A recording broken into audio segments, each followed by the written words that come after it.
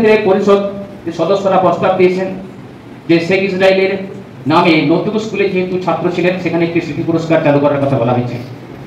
আর যেহেতু হোমিওপ্যাথি চিকিৎসাটা তিনি মনে প্রাণে ভালোবাসতেন এবং নিজে ডাক্তার ছিলেন, রেজিস্টার্ড ডাক্তার ছিলেন, স্বাভাবিকভাবেই একটা দাতব্য হোমিওপ্যাথি চিকিৎসার ব্যবস্থা করা যায় কিনা তার বসতবাটিতে সেই প্রস্তাবটা উঠে এসেছে।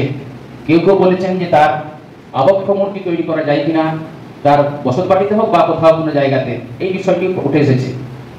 তো যাই হোক, আমরা এইগুলো মাথার মধ্যে আমাদের আছে।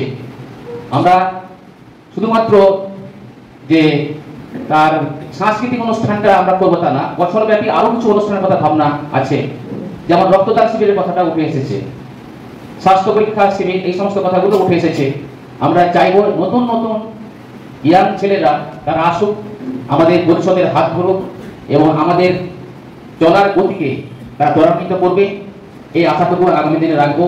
নানাভাবে সহযোগিতা এসেছে এবারে, নানা দিক থেকে নানাভাবে, এবং আগামী দিনে সেটা যদি আরো বেশি ভাবে পাওয়া যায় তাহলে সেটা এই কাজগুলো আমরা করতে সক্ষম হব।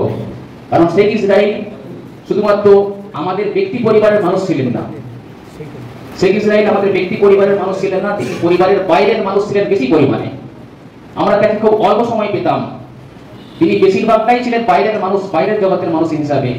ফলে তিনি, আমরা যেমন তার কাছে আত্মীয় পুত্র সম, তার পুত্র, এবং কিন্তু বাকি যাদেরকে যারা আছেন সমাজের মানুষজনকে যারা ছিলেন সেই সময় তাদেরকেও পুত্র কন্যা স্নেহে তাদেরকে দেখে গেছেন এবং তাদের জন্য করে গেছেন, তার সাধ্যের মধ্যে যতটা করার তিনি করে গেছেন।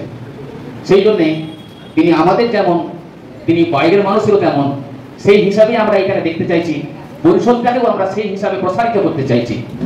আর নতুন কোনো কথা, বাড়তি কথা না বলে সকলকে আবার নতুন করে স্বাগত, শুভেচ্ছা এবং অভিনন্দন জানিয়ে আজকে আমার কথা শেষ করছি। নমস্কার।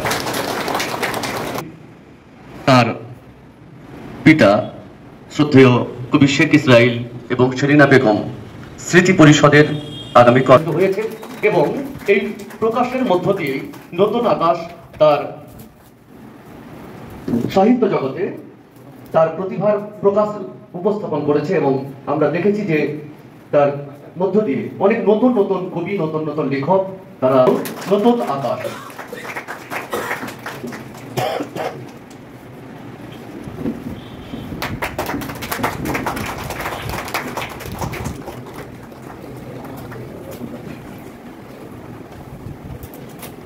এই বইটা প্রকাশিত হলো।